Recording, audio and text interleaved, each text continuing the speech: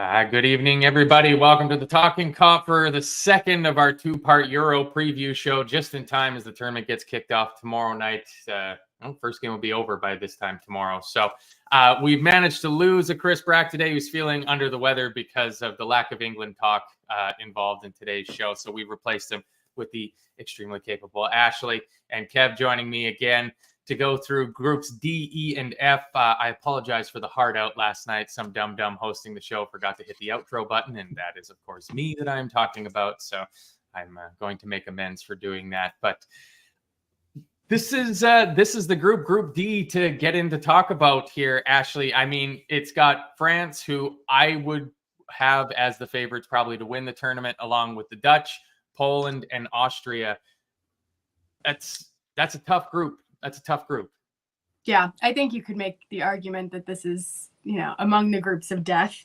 I mean, the thing with France is their depth is just out of this world. Like, they could have three teams and they could all compete legitimately in this competition. That's how much depth they have. I think it's really, really hard to look past them in terms of favorites. So I don't know. I think they're probably the team to beat. Yeah, I mean, I'm just looking at their lineup, and Jonathan Klaus, a defender, plays at Marseille, and Bryce Samba, the third string goalkeeper who plays at Lens, would be the only two names on that squad list that I don't recognize. I mean, Kev, I think Ashley absolutely hit the nail on the head. Like, I heard that it's pretty unlikely that William Saliba, who was, I think, inarguably the best defender in the Premier League last year, will be starting for Deschamps' French side. And there's a lot of other countries that would be absolutely tripping over themselves to have that opportunity to leave a player as good as William Saliba on the bench. They're pretty stacked. It's difficult to know. Yeah, it's difficult to know what Deschamps going to do, because on paper you look at it and you'll be like, yeah, Saliba should start. But for whatever reason, whatever Saliba does that he doesn't like, he's as stubborn as you get, Didier Deschamps. And it's like, you will do it his way or you won't play. It's as simple as that. I wouldn't be a bit surprised if he goes in with Upamecano and Konate, or with he's not selected. It's possible he goes with Jules Koundé at right back and plays that way. Jonathan Klaus is a very good fullback, by the way. Very, very good right back. One of these ones that I'm surprised never made the move to the Premier League. He's well good enough. He's definitely well good enough. But yeah, it's littered with stars, and as long as their mindset is right, then any side that wins this tournament arguably will almost certainly have to go through France to do it. They're deepest squad. They have the most talent. They've probably the best striker in the world on paper, anyway. The most expensive striker in the world in Kylian Mbappe. So yeah, it's going to be a tough one for them, but it's another group with a game in it that's a stellar quality, European royalty type of game. We saw it with Spain and Italy in one of the groups. France and the Netherlands, another one. Those two meet, and it's like, yeah, it brings back memories, brings nostalgia, but they're two proper heavyweights in the group. And the other two aren't exactly minnows. Austria, in qualifying, lost only once, and they've got some Austria are kind of like the Scotland of the group, a really good, solid team, with the emphasis on team. And Poland, heavily dependent on Robert Lewandowski. Yeah, seriously, heavily dependent on him. They had to get through Wales on penalties to make it. So there's quality in the group throughout the four sides, but the cream should rise to the top in this group, and France, clear tournament favorites for me.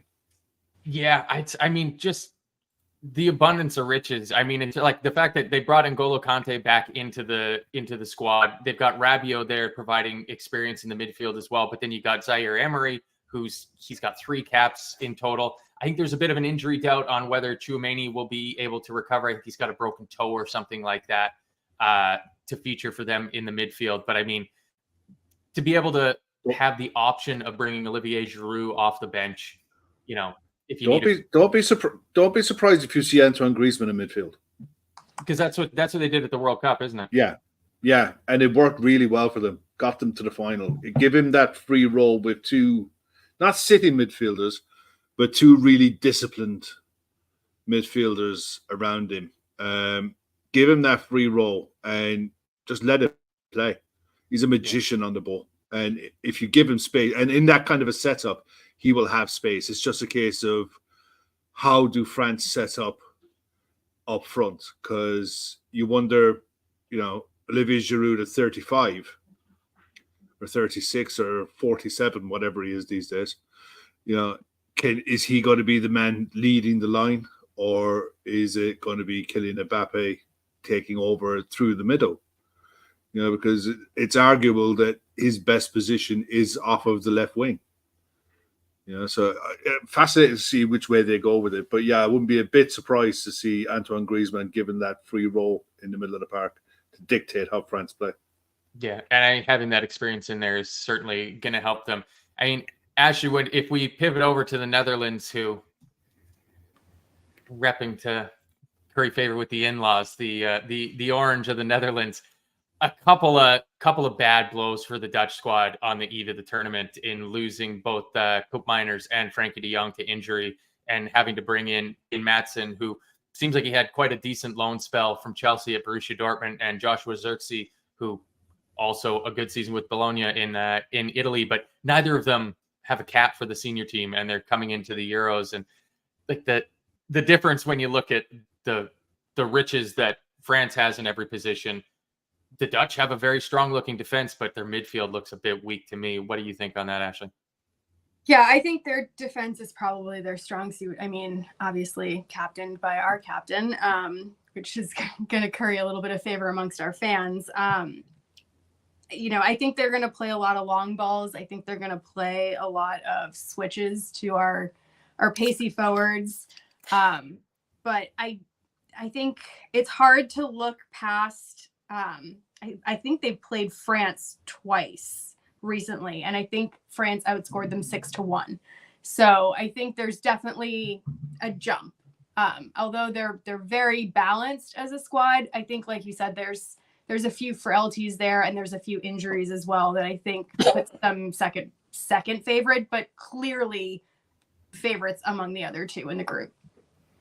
Yeah, I mean, Kev, I completely agree with what Ashley's saying. Like, presumably, I don't know a ton about how Koeman's going to set the team up, but presumably you're going to be looking at 5 at the back because of just the spoils that the Dutch have with De Ligt, Van Dijk, Ake being able to start in the middle. We could get a little sneaky look at potential transfer target Lutrachel, Geertruida, and then Quick Mick out as the fullbacks, or Dumfries. Yeah, those are good options. Look, that midfield is thin. I'm looking at their back line, but their options at right back and right wing back, and Geertruida doesn't get near this. Frimpong shits all over him, and Frimpong is just after coming off a season to beat all seasons for Leverkusen. He's double digits goals and assists.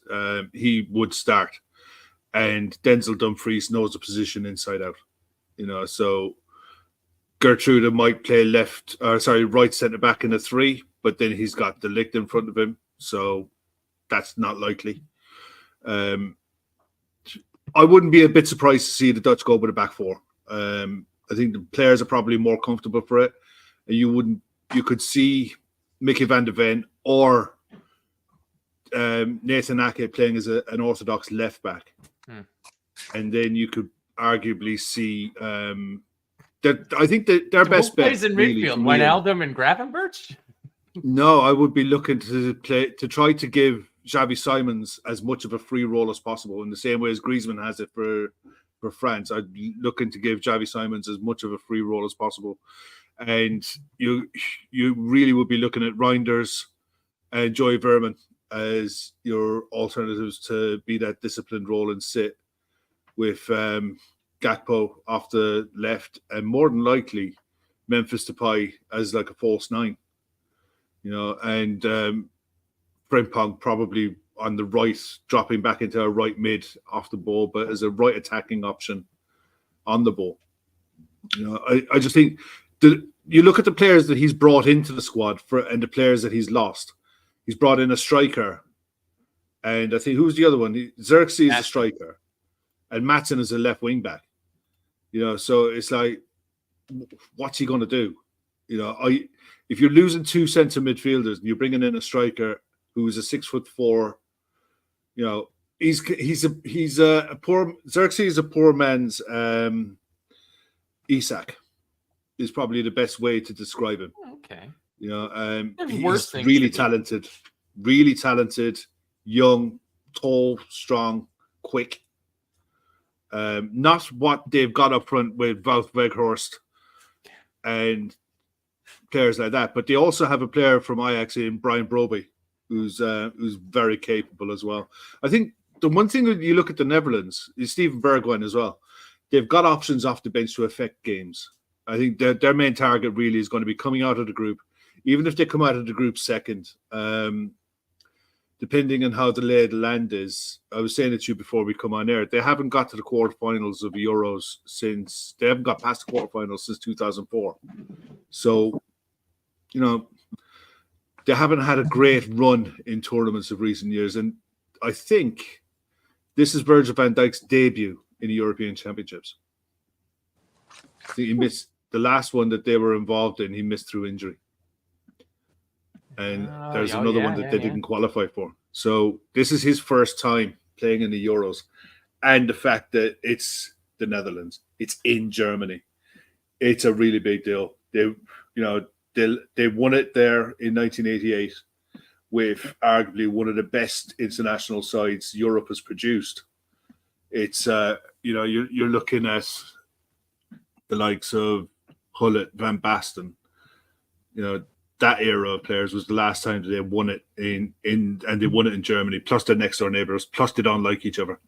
It is literally like the equivalent of Celtics and the Lakers. They do not like each other. In as much as England and Scotland don't like each other, but Scotland can't do nothing about it, the Netherlands can do something about it. They can back it up with their population size and the fact that they've got pedigree. So, yeah, they'll want to go to Germany and they'll want to do something. And you want the Dutch fans involved in this tournament as well. You know, the Dutch fans are amazing and they can make a tournament just by being involved, going deep. And it's great for TV as well. Plus, they've got some really good players that are well worth looking at. And if Madge Apple is right and Frimpong is linked with us, that's really exciting. That would be really, really exciting for me. Yeah, she also says that they are the hipster's choice. I mean, absolutely. Son of a bitch. I guess that makes me a hipster because dude. Yeah, well, thank you. Embrace it. There's a mosquito in my house. It's way too early for mosquitoes, even for Canada.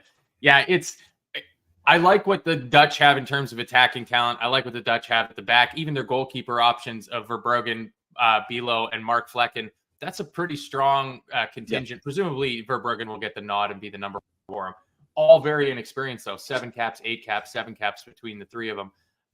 It's a toss-up. It's a toss-up for the keepers, to be honest. It's just because I can't say that I know anything about Joey Veerman or Tijani Baby Reindeers as midfielders. But, I mean, the fact that Wijnaldum's coming back in from his year in Saudi Arabia and Gravenberch, who this time last year seemed like persona non grata with the Dutch senior squad, are some of their options for the midfield. That gives me some worries. We'll move on to the other two. I'm going to do this in the order I think that they're going to finish in. Austria, Ashley.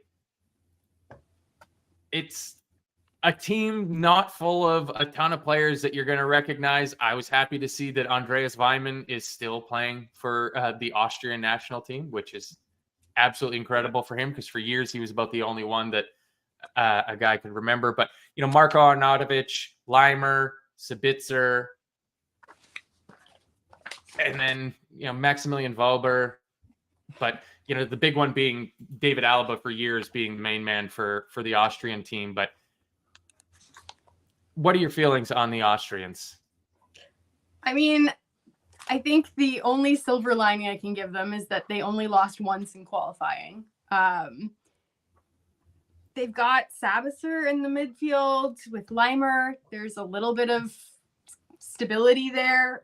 I don't know. I mean, Ralph Ragnick's their coach, so I kind of automatically steer away from them a little bit. I do think not having Alaba is a big blow to them. I think he was sort of their anchor.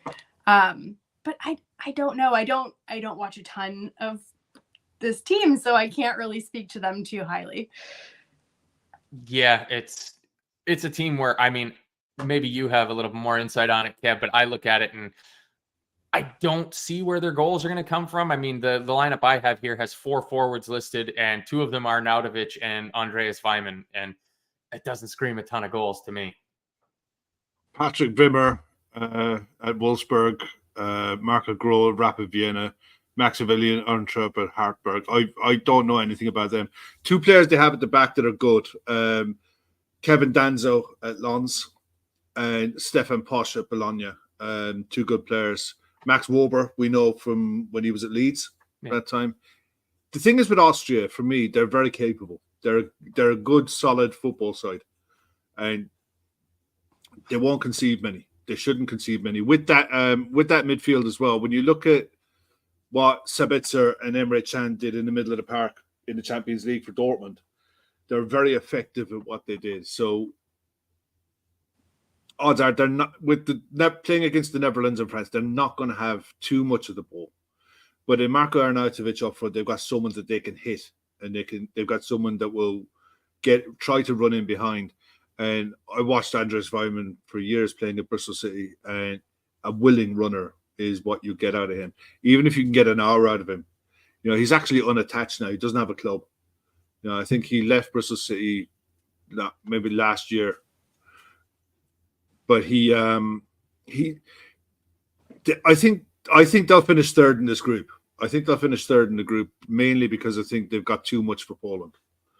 It was. They're going to be involved in games that I think they could be dour. There could be horrible games to watch. And if you're, say, Xavi Simons for the Netherlands and Mbappe, these kind of players, they could look good against an Austria on the ball. But I don't know if they're going to score too many. So we'll get on to chat about something else at the end of the game, or at the end of all of this. But yeah, I think they'll get 3rd out of the group. You talk about Poland there, and I mean, Poland, presumably the last tournament, maybe the second to last tournament if they qualify for the next World Cup, where you have to ask the question, Kev, is Robert Lewandowski going to do enough to carry Poland forward? And fool me 3 times, because it seems like they're very consistent qualifiers for the tournaments, and then they really stink the place out, it seems like, every time they get to a major tournament. They just don't have enough quality. I mean, I think the last tournament, Matt Cash was selected for him as a right back. He was. Looking at the squad, you got Jakub Kivior at Arsenal, Jan Bednarek, Southampton. A few names. Jakob Moder at Brighton is another one that we know about. One that actually plays for Lens as well, Frankowski. He's right mid, but can play a right back as well. He's a decent player. But the other one then is your man who's always in and around it, Peter Zielinski. He's what? Do you remember? I don't know if you remember. We were linked with him before we signed Coutinho, and he was the next big thing. The scary thing is now, I think Peter Zielinski he's 30, 31, something like that. 30. So you blink and a decade's gone. But yeah, Robert Lewandowski, if they give him chances, he'll score. But he's had a long season, and he ain't getting young, and Father Time is undefeated. So I just don't think they'll have enough in this group. I think they struggled in qualifying. They scraped through on penalties against Wales, and it's a bang average Wales side that they scraped through against. So yeah, I think they're going to be they're going to bring up the rear in this group for sure. Yeah, it's I don't know about you, Ashley. I don't plan on taking the day off work to make sure that I catch Poland v Austria, because as Mad Chapel says, Poland is a cure for insomnia. Like there's a few names in there, but it's just I don't know. It could just be me, the once bitten, twice shy thing about Robert Lewandowski of putting so much emphasis on that one star player coming through. It's literally him or bust for them. That's as simple as it gets. I mean, he's 35. Is this his last international tournament? I don't know. I mean, maybe. So it'll be one. I mean, I think just from a human interest story, it'll be interesting to watch how he does. But I don't really give them a chance of getting out of the group, to be honest. Yeah, it might just be a victory for them if they can just score a goal. As I know, at the last World Cup, there was a guy I worked with that was Polish, and he had very high hopes coming into the tournament. And then every 3 days for 9 days until they were eliminated was like, tough break on that one. Tough break on that one. Yeah. Is this? I just want to check something there. Hang on. Yeah, someone was saying there about Milik, a striker. Yeah, I don't see him in the squad. He's not in the squad. Yeah. He's not on the squad list I'm looking at, but I know who you're on about. And yeah, he is a decent striker. But look, the game of that group is obviously the Netherlands against France, 21st of June, 8 p.m. kickoff in Leipzig. That's going to be huge. It's the second fixture. So, you know, both sides will probably hope to be coming in to that game thinking, okay, winner goes through top. Yeah. You know, because they'll I think this one's a 3 points in the bag. Pretty easy one to kind of nail an order down. I would say we'd all go with France, Netherlands, Austria, Poland. I think so. Yeah, the question is going to be, can Austria pick up a win against Poland? Yeah. If they can, that might be enough to get them out of the group as one of the best placed runners-up. Yeah, I really do think if that ends in a draw, then both of them are going home. Yeah. Well, that brings us on to Group E, and it's golden generation talk time because Group E contains Belgium along with Slovakia, Romania, and the Ukraine. Belgium. I mean, they've moved on at least from Roberto Martinez, who we will be talking about in the next group. They've got Domenico Tedesco as their manager. There's some old stagers on this team. I mean, there's 4 players in the squad that have over 100 caps. Ashley Vertonghen, I can't believe he's still playing. Axel Witsel, Lukaku, and Kevin De Bruyne, all with 100+ caps for the Belgian team. Like, they've got some good players. To me, it just feels like they just missed their window. Yeah, it's definitely the tail end of like the golden generation of the Belgian team. I mean, I think anytime you have Kevin De Bruyne in your team, there's a chance that you can do magical things. And Lukaku was in good form. So I think if you can get those two working together, I don't think they're going to struggle to get out of the group. I think it's what they do afterwards. That's the question. And I mean, it's going to be interesting. I mean, there was the whole Courtois fallout, which was a little bit weird. That's not something you really want to see before a major tournament. So it'll be interesting to see what the team kind of dynamic is. If they are as cohesive as you'd like to hope going into a major tournament. Yeah, you never like to hear that. It sounds like Real Madrid put a little bit of pressure on Thibaut Courtois to take himself out of contention for this tournament so that he's in tip-top shape to go for another Champions League win again next season. Absolute sons of bitches. I mean, Kev, it's a very good point that actually makes that if you've got Kevin De Bruyne in your squad, you can do anything. But I mean, that squad also has Wout Faes in it. So, that could maybe cut both ways. But they got exciting wingers. I mean, you got Jeremy Doku on one side and Johan Bakayoko on the other side. That's a dynamite pair of wingers. Yeah, I mean, there's one player at the back who we've been loosely linked with for a while is Arthur Theatre from Stade Rennais. And I think he'll play as well. Thomas Meunier, who's at Trabzonspor now, was at Dortmund for a good while. Thomas Castagne, he's at Fulham, capable players. But like I said last night, this is not quarterfinals of Champions League stuff. International football is not a step up. It really isn't. They're capable of doing a job. They'll get out of this group fine. I think the set of defenders will get caught out in the latter rounds of the tournament. But they have enough to come through the group.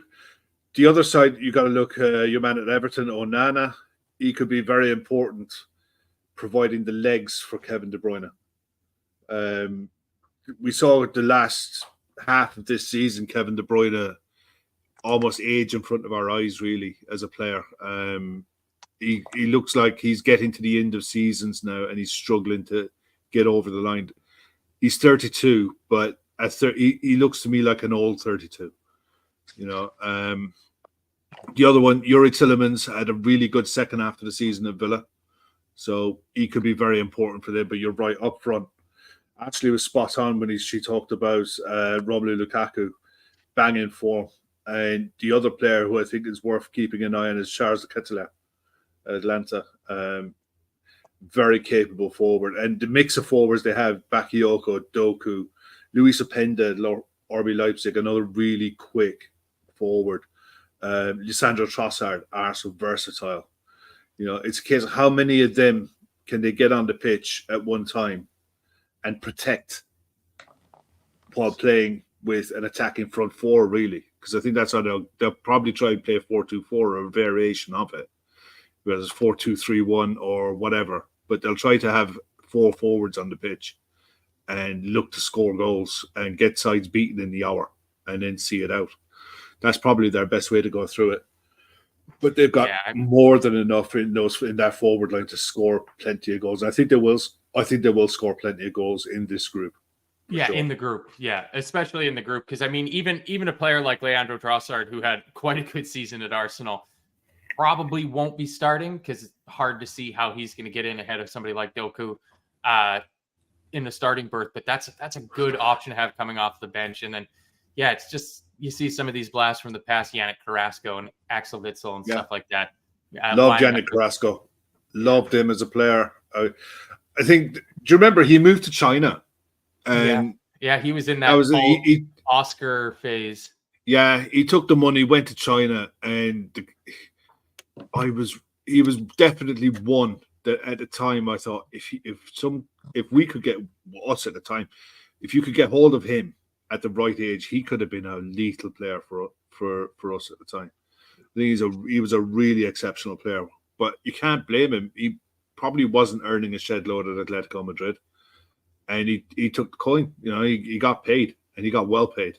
Wow, he ended up going back there. I think he went back there. I don't know if he's still in there Saudi now. Arabia, according to the website. He's gone to Saudi now.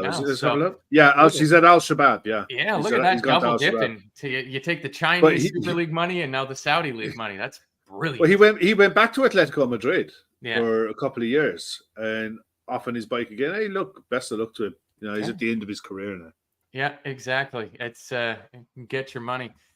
Let's move on to Slovakia, Ashley. I mean, this is a surprisingly strong squad when you start looking through it. I mean, Dubravka in goal, Milan Skriniar, who used to be linked with a potential move to Liverpool, somebody that might be a target for Liverpool, and David Hanko. They could have a good defense. Stanislav Lobaka in the midfield. I mean, we saw when we played Napoli 2 seasons ago in the Champions League that he's one of those kind of under the radar type midfielders that can really help tick it over. I'm not sure where their goals come from, but that looks like it could be strong enough in terms of defensively to at least get out of this group. Oh, and she's muted herself. Yeah, you're on mute. There you go. That was me. I was going to say, it'll be a story if they do well, because I think they're the lowest ranked team in the competition. I think they're the only pot 5 team to qualify. So whatever happens, they're going to be overachieving. I mean, I don't know where their goals are coming from, but I think like they're stable. So I don't know. They definitely have a puncher's chance, but I'm not sure. Yeah. I mean, Kev, do you have any great insights on some of the names from the Slovakian side that we're unfamiliar with? None of their forwards. None of their forwards are players that jump off the page to say, yeah, XYZ is going to take the tournament by the scruff of the neck. But they have one forward there, and I don't know if anything about him other than the club he plays for is Leo Sawyer. Not Leo Sayer, Leo Sawyer plays for Feyenoord. So keep an eye on him. Keep an eye on how he plays. But I think they have a very strong midfield and very good at the back. So I fancy them to come out of this group. I do. I think they'll finish second in this. I genuinely do. I don't know why. Because I think it's a straight shootout between them and the team. The next team we'll talk about is probably Ukraine. I think it's a straight shootout between the two of them. And I just think that they're probably better set up defensively. If they can get a goal ahead, I think they could probably defend it and maybe nick a second, but you wouldn't fancy them chasing games down. But I think they're strong at the back, and that could go a long way for them.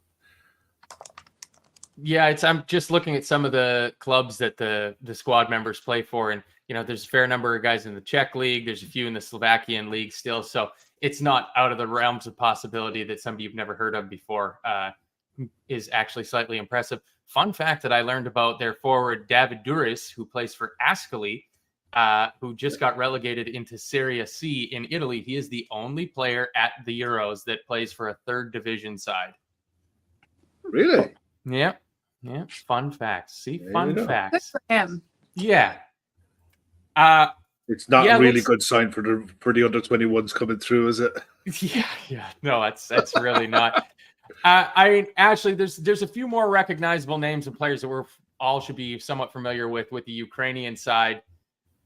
It's the standard cliche. It's an achievement just for a war-torn country to be qualifying for a major tournament like this. But you look at some of the talent that they have on offer, and it's not a bad team. It's just a matter of whether circumstances, I guess, can play in their favor. Yeah, I mean, I've actually heard a lot of people talking about them as a dark horse for the tournament. I'm not sure I personally agree with that, but that's what I've heard. Random drug tests are always a good thing in life. I'm not going to call out any other YouTubers, but it is out there if you want to do the research. Weirdos. I mean, I think you've got Lunin, that was the Real Madrid savior, so he's the keeper. That's a place to start. We know Zinchenko and Mikolenko will be there. So your defense / midfield, depending on where Zinchenko plays. There's a few household names there. I think there's household names, and then there's names that I've never heard of in their team. So there's a huge gap between the two. So I don't know. Like I said, I think they have a solid defense. I think their record was they won 6, they drew 2, and they lost 2 in qualifying. So they weren't dreadful. But I don't think the dark horse calls that are out there are accurate. Yeah, it's just they always seem, I guess, like such a rank outsider when you look through their team.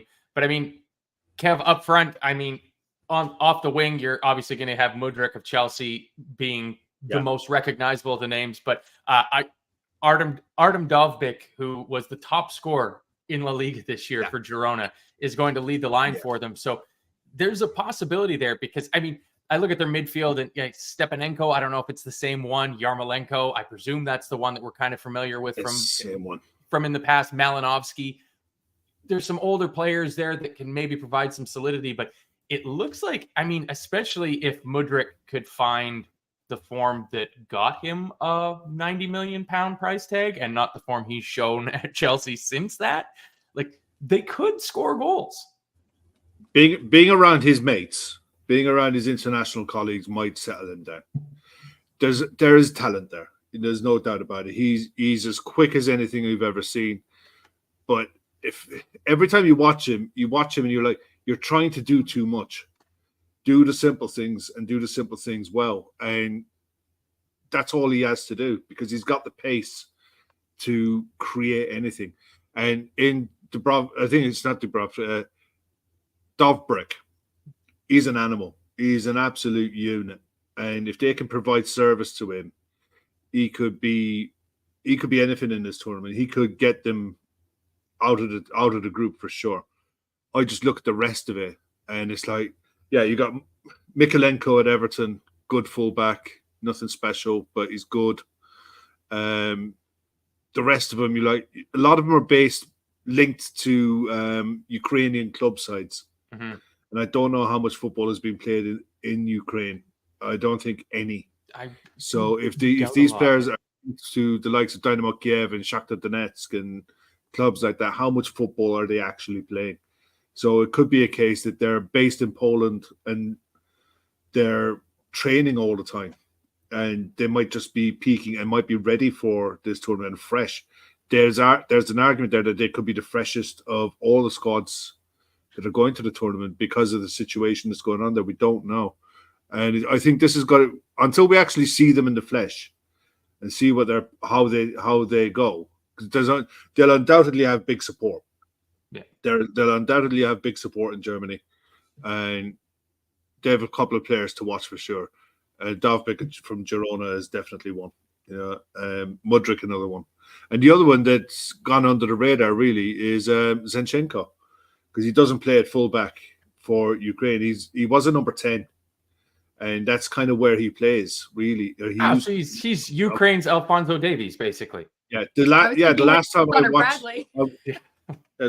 I watched him playing for Ukraine, that's where he played in behind the striker as a link-up player, and literally everything went through him, and he was really good in the role. He's not good enough for a side chasing a Premier League, but in this kind of a side, that free role in midfield is suited to it.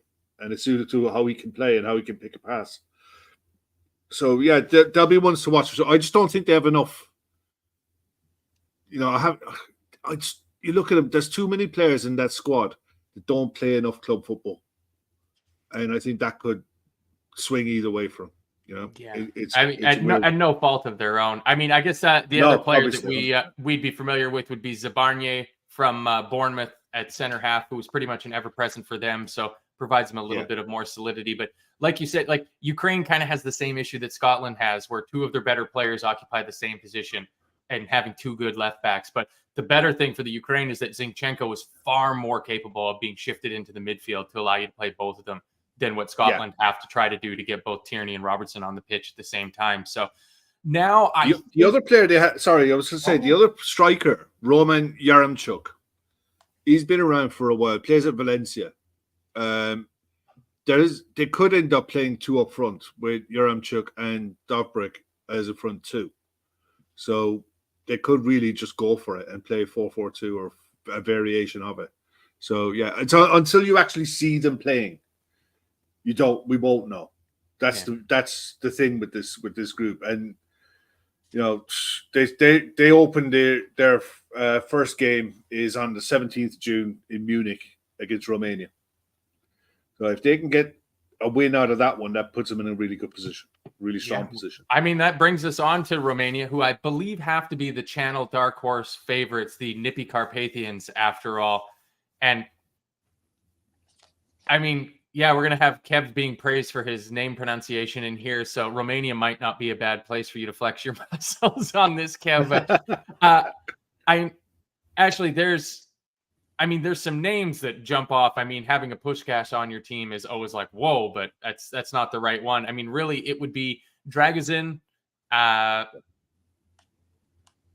what's his name? Hadji's kid sort of thing. It feels like Romania might be whipping boys in this group to me. What do you think? I mean, they went undefeated in qualifying, so. Oh, who did they qualify against? I'm gonna have to look. But whoever it was, they only conceded 5 goals, so that was helpful. But yeah, I'm looking up their official website, and it says sorry, the page doesn't exist. So I'm just trying to look up the team right now, because apparently they're so dark horse, they're on the dark web. Why would anybody need to check your official site on the eve of the tournament starting? All of the other ones have been fine. I have no idea why this one isn't pulling up. Yeah, it's there's a fair number of players, just again looking at the associated clubs they play with. A lot of players playing in the Italian league. There's one here that just absolutely jumps off the page, though. They've got a defender, Andre Bursa, who plays in Saudi Arabia for Al Okay Dude, and that's the best club name I've ever heard. I don't think I'm pronouncing that correctly, but Kev, do you have? Yeah, I'm going with that. That's just the coolest name in football ever. I mean, it's AL-OKHDOOD. Okay, dude. That's Madge Apple's got a I'm great all in. suggestion. Yeah, it's the I'm all in Romanians should with all that. bleach their hair again. Yeah, crikey. What was that? Was that 94? the 94 World Cup? Yeah. Yeah. Oh God, Dimitrescu and Dan Petrescu and players like that. They had some proper players back. Georgie Hadji was probably the most famous for sure. But his son, I remember watching Ilias Hadji playing in the Euros under 21s. I think they might have gone out to Spain. But he stood out like a sore thumb. He stood out like, because you see the name Hadji, you know it's his kid. You watch him. And I thought, wow, this kid is special. He's just his touch, his movement, everything about him. Went to Rangers and it just didn't work out. He's at Alaves now. But it'd be interesting to see what he does. Maris Marin is another one to keep an eye on. A really tidy player.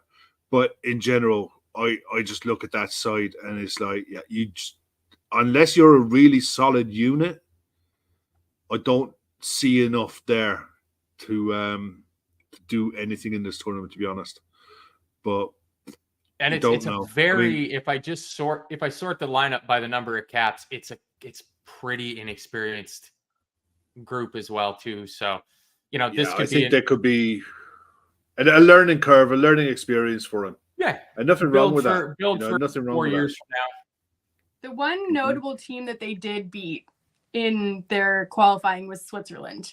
So, I mean, that's kind of, the rest of them were Israel, Andorra, Belarus, Kosovo. So the fact that they're undefeated might kind of slide down your scale here. But Switzerland is a good one to be undefeated too.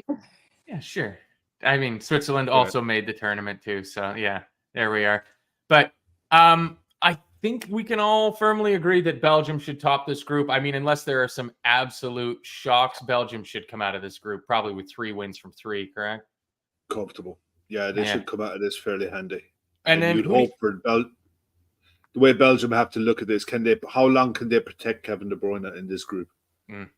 That like you really said, it might be a power to an early lead and hook him, get him off, and make sure those hamstrings get rested up. Ashley, who do you like coming second out of Group E? I'm going to say Ukraine, just because of the whole sum of their parts, like playing for something greater than themselves kind of thing. I think they've got enough notable names to kind of tie them together. Again, not dark horses in my opinion, but I think just a step above the other two. Kev, you go along with that? No, I'm going to stick with Slovakia. I think they have enough to. I think the way they'll look, if they could get a point off Belgium, then they'll be fine. Until I see Ukraine playing, I couldn't go near them. But yeah, I'm just looking at the odds here. Belgium are 15-8 on to top the group. Slovakia are 15-2. Romania 13-1. Ukraine are 100-30. So if you go by the betting, it'll be Belgium, Ukraine, Slovakia, and Romania bringing it up. But I wouldn't be a bit surprised if Slovakia come in second in this group. But it's definitely one of these groups where anything could happen, because Romania could surprise us yet. We don't know. That was Tom Boland saying them Nippy Carpathians could surprise you. And I mean, that'll be the big thing, especially when it comes to the third place finishers, because if you get that team that you expect to be the whipping boys of the group and they come out with even a couple of draws, it can be enough to knock somebody that's in third place from going into the knockout stages. But I'm going to side with Ashley on this one. I'm going to make it a 2 for Ukraine, Slovakia to finish third, Romania to finish on no points. But just learning about the striker that Ukraine has, because goals, it's at some point you got to score goals, and getting a win could be enough to take you through. So let's move on to Group F. I mean, it's posted up there behind you, Ashley. I know you said you got 2 other ones, but everybody can see the Portugal jersey over your shoulder. So Group F is obviously highlighted by Portugal, Turkey, the Czech Republic, and Georgia in there with them as well. But another team in Portugal, like France, like the Netherlands, like England, that there is an absolute abundance of riches in this squad. It is ridiculous. Yeah, that's up there because my mom's Portuguese, so there you I go. told her I'd throw one up. This is the one time that she crawls out from underneath her footballing rock and decides that she's a football fan. So that's the joy of tournaments, though, isn't it? That's the joy of tournaments. So yeah, that's for her. Yeah, I think I'm actually surprised that they're ranked behind England as favorites. I would actually put them in front of England, just in terms of sheer depth. I don't know if that's just a me thing and I'm biased, but I think that they've just got they've got goals from everywhere. They have a great record in qualifying, and I don't know. They're my personal favorite going forward. I don't know what you guys think. Yeah, if I didn't have to pull for the Dutch because I was gifted a Dutch jersey for my birthday a couple of years ago, I would be picking the Portuguese team. There's a Dutch jersey too. Yeah. Kev, it's like you can see where the goals are going to come from with them. I mean, Cristiano Ronaldo is over the hill, but he's still, I mean, it was only a friendly. It was only against Ireland, but I mean, that one goal he scored in that friendly the other day was fucking dynamite. One off his weaker left foot into the top bins, and Kelleher was just looking there like outrageous, an outrageous finish. And you know, it's the sort of thing that this could kind of be a final say in the almost defunct Ronaldo v Messi war, which seemed like it was over when Messi put that World Cup up. Having a second Euros there for Ronaldo, you know, might reignite that. So I can see why he'd have some drive to him. But like João Felix playing in there, Diogo Jota coming off the bench, Bruno Fernandes, I mean, the little tucked in shirt, João Neves, they are stacked everywhere. I mean, I was laughing watching them play against Ireland because Pepe was playing at the back, flanked by Gonzalo Inacio and Antonio Silva, two other Liverpool transfer targets. But he's obviously not going to play there. That's going to be Ruben Diaz. Like, what a team. It's a really deep squad. It's a really good squad. It's a squad that has massively underachieved on the international stage for a long time. Ashley's right. They've qualified really well, 10 out of 10. I think they scored 30 goals or something stupid. 36. I don't think Cristiano Ronaldo plays in the group games. I don't think he needs to. I think they've got more than enough talent to come through this group comfortably. And I think you'll see a lot of rotation in their squad to manage everyone, to get them all up to speed and match sharp for the tournament. It's like you look at some countries and okay, 1 to 11, maybe one or two decisions to be made on a couple of players, but in general, you pretty much know how they're going to go. Portugal has serious options. You know, I wouldn't be a bit surprised if they made the final. They're one of these sides that if they turn up, they could go on and win it. They're really good. It all depends on how the groups pan out and how the draw evolves to favor them really. But yeah, they've got some serious talent there. I mean, the one I'm looking forward to watching, and I really, really hope he stays fit, is Pedro Neto. I just saw that he made the squad, and I mean, if he can stay fit, then he could be, I think, arguably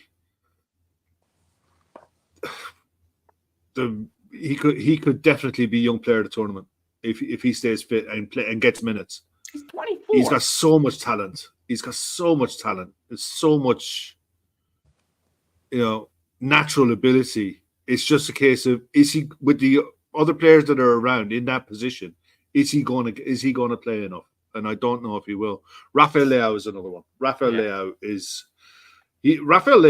needs to move from Milan now for me. He, in the same way as Kylian Mbappe at PSG grew stale, Rafael Leao looks like he's run his time at AC Milan. He's done everything he can do with that club, and he needs a move this summer for me. He's another one to watch for sure. Matheus Nunes at Man City, he's a nice option to have off the bench. João Palhinha at Fulham, I had him in my list for the transfers. I think he's an absolute animal in the middle of the park. So yeah, they're going to be they're definitely dark horses, and I think in the overall betting for the tournament, I think they're probably fourth favourites, and I think there's going to be a lot of smart money going on them before a ball is kicked. Yeah, it feels like those odds are going to get shortened. I mean, actually, the one thing about the Portuguese team that might be their downfall is that they have Roberto Martinez as their manager, who we mentioned when we were discussing Belgium earlier and how he kind of dropped the ball with that golden generation. And I mean, he's now been handed. This guy just falls into jobs, apparently. Yeah, well, maybe it's like his second chance. I don't know. I think there's maybe a couple of second chance narratives going on there. I mean, you have him coming in. Maybe he can lead this golden generation of Portuguese stars to a win. And I think you also, I was remembering Ronaldo during the Euros last time when he got injured and he was doing that whole player coach thing on the sidelines and he couldn't finish the tournament and he really wanted to. So I'm curious to see how he's going to handle it this time around, especially with it possibly being his last tournament.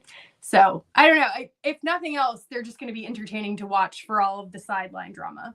Yeah. And I think he might have been my show for, like, he would have been in my Premier League team of the season because I think it was just absolutely outstanding, as much as it makes me throw up in my own mouth to say it. But Diogo Dalot at left back that's a strong fullback to have there. I thought he had such a good season for Manchester United. And I don't think he'll play. It left should back. help Portugal. You don't think he's going to play? If any, no, Nuno Mendes at PSG should be starting in left back. Diogo Dalot at best would be right back ahead of Nelson Semedo. And Semedo, when he plays for Portugal, he just like he reverts back to being the Nelson Semedo who broke through at Barcelona. When he plays for Portugal, he's just shit hot. You know, I don't know what to say, but again, you've got, even if Dalot does play, yeah, I know, but even if Diogo Dalot does play at right back, he can get up and down the line as good as anyone. Yeah, you know, yeah. I just thought he had such a surprisingly good season for Manchester United. The whole year, that I think he might have been one of the best fullbacks in the entire league, but Portugal should easily have enough to come top of the group. I mean, the rest of the group is Turkey, Georgia, and the Czech Republic. And Turkey is one of those teams, Ashley, that is the perennial dark horse. I mean, it can't really be perennial if the tournaments are only every 2 to 4 years, but they always seem like they're the outsiders, you know, the good long money going on it. And there's a mix of some old names that you know, and then some exciting young players in there as well. I think the big issue with them is the injuries, because they lost Soyuncu and they lost Kabak to injury, and that's their starting center back pairing. So I don't know who their choice will be for central defender positions. Imagine Demirel would be one. Yeah, I was gonna say I'll let you pronounce some. No. Sorry. But yeah, no, I just think they've got a strong midfield. You know, they made the semifinals in 2002, and I think that was the farthest they ever went. So I don't really know their whole dark horse status. I feel like is a bit overblown. But I don't know. We'll see.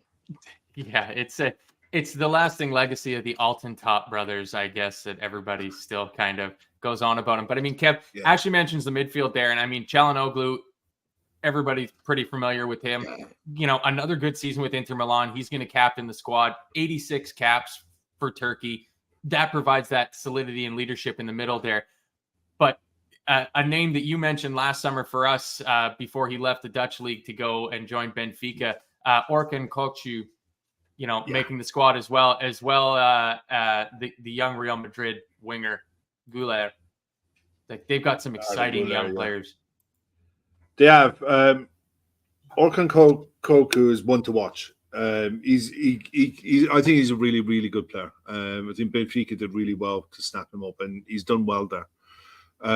Ozan is from Borussia Dortmund, another decent player.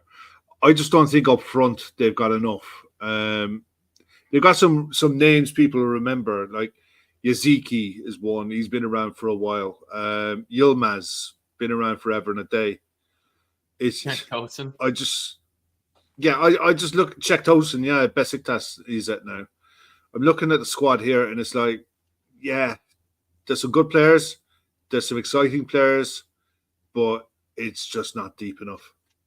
You know, it's in this group, I think Portugal are going to run away with it, but it's a straight shootout then for second, and they'll be in there. They got a goalkeeper there that Manchester United, I think, paid $5 million for as a reserve goalkeeper. I haven't seen enough of him, but yeah, I think they'll struggle in this. I wouldn't be surprised if they absolutely bomb. To be honest, if I think they could lose 3 from 3. You know, genuinely, they could easily get out of the group as well.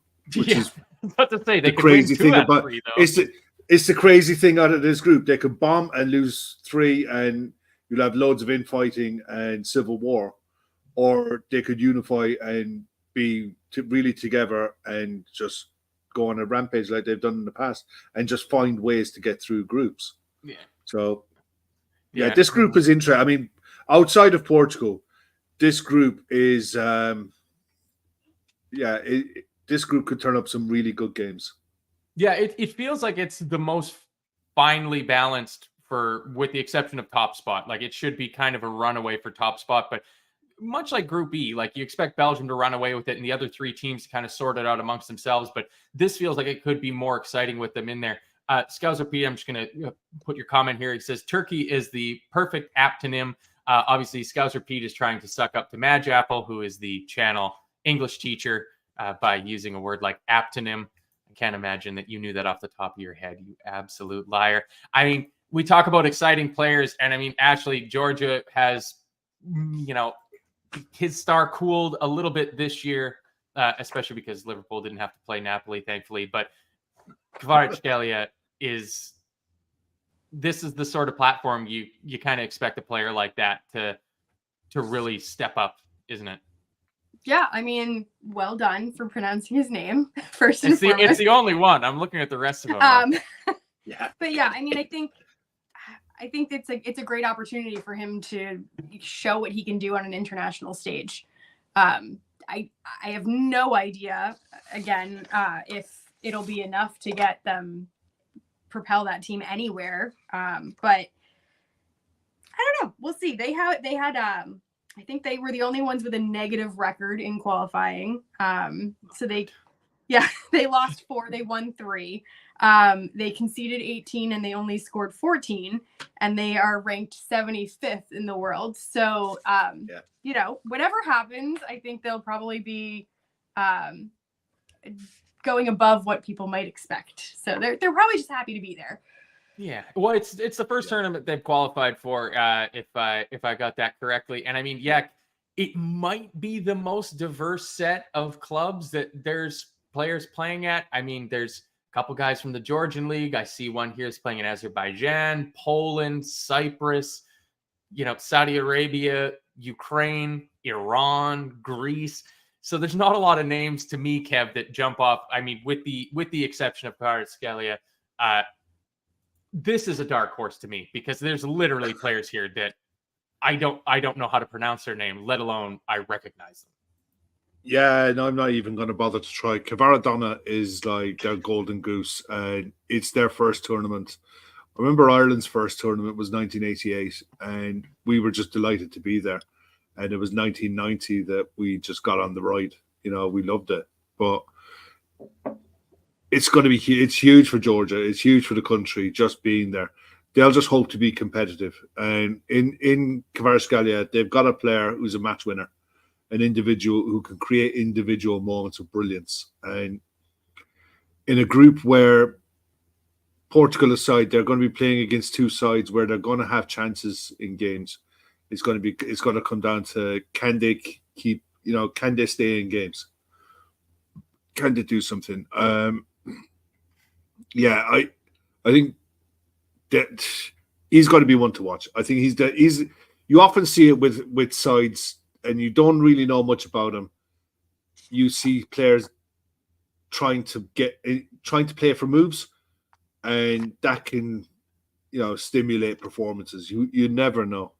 I mean, there's a couple of players there that you're looking at and you think, okay, there's one guy there from Watford, someone else is Sturm Graz. So Karabag, Valencia, they're one of the keepers plays for Valencia. I think George Mikatadze playing for Metz. I think that's a name I've heard before. Mikatadze I've heard before, yeah. Yeah, but I mean, it's entirely possible that that's a guy that played 15 years ago that had the same name, because it is the one to watch is Kvaratskhelia. And I mean, I'm looking at this now, and he's 23. Like, I don't know why I got this impression that he was like 18, 19 years old, that he was of the same sort of age bracket of like a Ben Doak type player. Like 23, no, it's just, he burst on the seat. Yeah, he burst on the scene out of nowhere. Napoli picked him up. I think they paid something like 10 million for him, and he literally just set the world on fire. And I think there's not many players in this day and age. Mitoma is one at Brighton, that just absolutely come out of nowhere, and you're like, where the hell have you been? How did everyone miss you? And he's one of them. And that's where you're watching this tournament. You're watching these group games with no vested interest, hoping you see another one. And that's all you're hoping for with some of these, Yeah. Well, yeah. Well, let's get this through, because we're hitting the hour mark now. So we got one more club to go through, which is, I'm almost certain it's supposed to be Czechia now, not the Czech Republic. Yeah, but it's Czechia. The Czech Republic. Yeah, it's Czechia. Another Feyenoord player I see in here, Andre Linger, which is good. Thomas Souček is the captain, which is fantastic for him. Patrick There's some good players in here. Yeah, I mean, Lozek and Schick seem like they're going to be tasked with the responsibility for scoring the goals for them. Yeah, but you look at the back as well. Vladimir Kufa at West Ham. Where's the other one? There was another one. Oh, we've got Yaros involved in this as well. Is he going to start? So, he might start. No, he might do, but I don't think he will. I think he'll probably be the reserve keeper, but you never know. He might be. But yeah, I'll be honest, I think they'll finish second in the group. Don't ask me why. I just think if you've got Thomas Souček in the middle of the park, he can get up and down. He can be a real threat at set pieces. Patrick Schick, another one. He can be a real handful of set pieces. And from out wide, you saw for West Ham, Kufal gets up and down the wing. He puts good crosses in, and I think they should have should have enough to get second in the group, as long as they don't get absolutely clapped by Portugal. And I think the same can be said for Turkey, and the same can be said, well, not to a lesser extent with Georgia, but I think you could get absolutely hammered by Portugal, and your confidence can just wither away in no time. Well, I think the question is, Kev, might be who plays Portugal last, because they should probably be qualified by match day 3, and they might take a foot off. Yeah, so that Portugal, could play, Georgia last. Yeah, that could play into Georgia's hands. Ashley, do you have any strong feelings about the Czech squad? It's a very young squad. Again, I've sorted it by the number of caps, and Souček has 69, Soufal has 42, Antonin Barak has 41, Schick 38, Lozek 32, and then there's a lot of guys with not a lot of international experience for them. Yeah, I mean, I think they've surprised people in tournaments of the past. I mean, they were quarterfinalists in the last Euros, which I don't think anyone really saw coming. Or remember. Yeah, that too. They're really defensively solid. They had the lowest expected goals for anyone for their opponents coming into the Euro qualifying. So at least according to that data, they've got a little bit of solidity on the back to lean on. I think Patrick Schick is probably their main guy up front. But I don't know. I mean, like I said, I think they surprise people a lot in tournament football. So I think that they'll make second in this group comfortably. Yeah, I would go along with Patrick Schick. Patrick Schick was joint top scorer in Euro 2020 with 5 goals with Ronaldo. There you go. See, You there's know, fun so facts. muscle It's- memory. They know how to get through. They're one side who knows how to get through groups. But if you go by the betting, Portugal are outstanding favourites, 2-5 on to come out of the group. Turkey are actually second favourites, 7-2. But the Czech Republic 11-2 to come out of the group, and Georgia bringing it up at 18-1. So the bookies even have the Turkey and the Czech Republic really tight. You know, so it's. I think it could come down to experience. You know, and knowing tournament football. I'm just looking to see when they play. Czech Republic and Turkey are playing in the last game of the group in Hamburg on June 26th. That's a big one then. That could be. So that'll be a proper taste again. Yeah, that could be winner. That could be winner goes through there. It's yeah. I'd probably shade towards Czechia to finish second in the group, just simply because I'm seeing here that they have a defender whose name is David Jurassic, and I'm going to guess his nickname is Park, and that's amazing. That's amazing. This is what I'm here for international football for. Can't wait for him to face off with Pickford. That'll be fantastic. Brilliant. Absolutely brilliant. So yeah, Portugal consensus favorites. We have two votes already for Czechia to finish second. How do you see the rest of the group shaking out, Ashley? I think Georgia finishes bottom. I think just in terms of experience, like I said, I think unless your little magician has a tournament to remember, I think that it's more just happy to be there for them.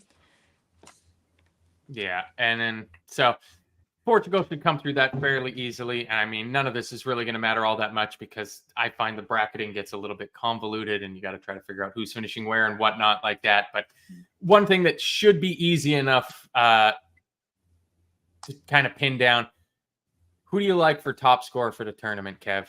And will they have more than 5 goals? Yes. And I think Romelu Lukaku will be top scorer. Whoa, there's a shout. Purely and simply because of the group games. I think he could rack up goals in the groups.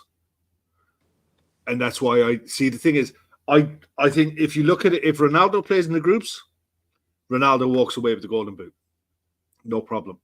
But I don't think he will. I think Martinez will look at it with a long-term view of him. 6 games, intense games in a short period of time. I think he'll want to use him less. But yeah, I'd stick my neck on the block as a punter's chance and go for Romelu Lukaku. And it is a punt. He's nowhere. I think he's something like 18-1 or something. But I think that he could rack up goals in the group stage, and that could carry him. Because if he gets confidence, there's enough players forwards in that Belgium side to find him. And yeah, especially those two wingers. When he's confident, he can get goals. Yeah, with Bakayoko and Jeremy Doku there to provide the service for him. Ashley, who do you like for top scorer? I think, like Kev says, it has a lot to do with whether or not Ronaldo plays in the group stages. I mean, because given the group that he's in, if he does play in those games, you know, hat tricks are going on to his records. If he doesn't play, I think it's probably hard to look past Mbappe just because I think they're going to go furthest in the tournament. He's going to have the longest time to put goals on the scoreboard. Yeah, he's bookie's favorite as well. Yeah, that's the favorite. Tom Boland says the simple answer is Harry Kane. Sam Tandy says Jota for top scorer, in my opinion. I wasn't really thinking about it until just before the show when Kev said, hey, we should do this. This is a good idea. I think I'd go for João Felix because I think he's going to play. I think he's going to play in all those group games. He's going to play in all the knockout games. And he's going to be that 4th person coming into the box, the 3rd person coming into the box. And he's due for a big tournament because he's still only 23. I mean, the kid feels like he's been around for absolutely forever. But and in terms of speaking of young players, Kev, young player of the tournament, the one that really catches the eye of the world, who do you think is going to be the big breakout star? I don't think he's a breakout star, but I think as a young player, I think Pedri could have. Pedri, it's for Spain. If Spain do well, it's going to be because he has a good tournament. I mean, it's hard. It's harder for midfielders to stand out in a tournament. Usually, you know, it's going to be forwards or wingers that get noticed. I just think Pedri's an outstanding footballer, and if he's on it, he's a joy to watch, and he's one I'm really looking forward to watching. The other one would be the kid for Portugal, João Neves, if he plays. If Martin is brave enough and plays him in the middle of the park with Palhinha next to him, you know, he could have a really good tournament as well. But there is a few young players who could make their mark in this tournament, and you were like, yeah, this kid is, you know, he's lived up to the hype. And the thing is, you can even count Jude Bellingham into that, because, like, you look at his age, he's what, 21? You know? Yeah, but that's like Harry Kane winning top young player 20 years old. I know, but it's like, I don't know. See, I don't think there's going to be many teenagers. I don't think Yamal's going to play for Spain. If he does, it's going to be in the last 20 minutes of games. But I don't think there's too many other teenagers that would grab the tournament by the scruff of the neck. Xabi Simons as well for Holland would be another shout. Yeah, you keep going on, you're going to steal everybody's fucking answer. I know. Sorry. It's Robert McGuire says Lois Openda for Belgium had a good season. Is there a name that you're willing to stake your entire YouTube reputation on, Ashley? To stake my reputation on, no, Yep. but I'm going to throw one out that hasn't been mentioned and say Florian Wirtz. I mean, he's 21, so he kind of falls into the same boat as Bellingham, but he's a name that hasn't been mentioned. So I'm going to throw him out there because I think, you know, he had a great year. So, and it's, you know, you've got his home country. I don't know. Magic could happen. Yeah, he has the possibility. It's just so hard to game when you look at the position that he plays in with what Germany has to put there, of whether he's going to get the Tom Bolin. You're such an absolute wind-up merchant. Jay Lings. I don't know if Jay Lings is going to be the standout star, but Kev did in fact take mine. I think it could be a big tournament for Xavi Simons. No, that's okay. That's okay. It's I was gonna say Cody Gakpo for top scorer, but even I can't go that far. It would be probably just another one to look out for would be Musiala. Germany. If Germany play with Musiala and Florian Wirtz in the same side, they're going to be really good to watch. They're really good to watch. No, this time tomorrow night we'll see what Germany are all about. That's right, and watch as the Scottish get a scrappy 0-0 to get the tournament started. They'll be delighted with that. They'll be delighted with that. Yeah, but I mean, that's pretty much it. This is one of the most lopsided in terms of being informed, at least from my side. Kev doing a lot of the heavy lifting here for us. So thank you very much, Thank you, Kev. And you seem to know so many of these players. It's absolutely outrageous. The pronunciation also off the chart. So thank you for that. Commentary. FIFA. Oh, so wait, does that not mean Charles Lenormand will be the top player in the tournament? Wasn't he the star kid from this year's FIFA? Pretty sure he was the star kid. And he's on the French squad too. So there you go. There's one for you. But yeah, that hopefully has you covered. You don't need any other preview content from anywhere on the internet. Just listen to 3 people from the Talkin Kop filling you in on the groups as we get going. And the tournament kicks off in, let me do some quick math, less than 21 hours. So here we are. It's Euros time, and it is absolutely fantastic. I mean, before we go, got to do it. Ashley, who's going to win? Which one of the... By the way, how do you have 3 jerseys behind you? How American are you? Just so many nationalities. A melting pot. They're not... okay, only France and Portugal are nationalities. The Netherlands one was just for fun. Oh. I think it's really hard to look past France, especially after like losing out on the World Cup and everything that's gone before it. I think they're the ones that have everything to prove, and they're the ones that are going to be the biggest disappointment. I mean, maybe England, but I don't know. I think it's hard to look past them. Yeah. What about you, Kev? I'd love to see Germany win it. I'd love to see Germany win it because I think they've got such a talented squad They've got some really good young footballers as well. And at home, if Germany go deep, the tournament is automatically going to be absolutely brilliant. You know, if it's anything remotely close to the 2006 World Cup when they held it, the stadiums are going to be full. The atmosphere is going to be intense. I just hope it mirrors that tournament and we get to see some really good football. I agree with Ashley. France are the side to beat, but it's a long tournament, and with the French, you never know. You just don't know. I mean, if you go back to the World Cup, I think the World Cup, they beat England in the semi-final, and it was really close. That was a 50-50 that could have gone either way, and England were not, by any stretch of the imagination, pulling up any trees in that tournament. You know, they scraped their way through to a semi-final. And they're another side, they've got goals in them. England have a front six who can create and score plenty of goals. They just won't be able to keep enough clean sheets. I'd love to see Germany do it, though. I really would. Yeah, there you go. And I'm going to say I think Portugal's going to win. I think Portugal's going to win. They're going to knock England out at some point on penalties or something like that, just to absolutely increase the maximum amount of fume. That's all I want. That's all I want. But it should be good. And then maybe possibly, I was just thinking about this, might need to see if we can draft in Keith Plunkett for a midweek show and see about doing a little Copa America preview, because it's another week away and it's Copa America tournament time. So we're right in the thick of things. And then hopefully all this is behind us so we can get into the important stuff, which is Liverpool preseason starting in a couple of weeks. So we'll get there eventually in the end. Anything before we get out of here, Ashley? No, I mean, Allison was great in the game last night. Speaking of Copa America, well, the friendly before Copa America, he was great. So if you haven't seen a couple of his saves, he was fantastic in that game. Not that the U.S. really had much to offer, but yeah. Hey, not everybody can draw France like Canada.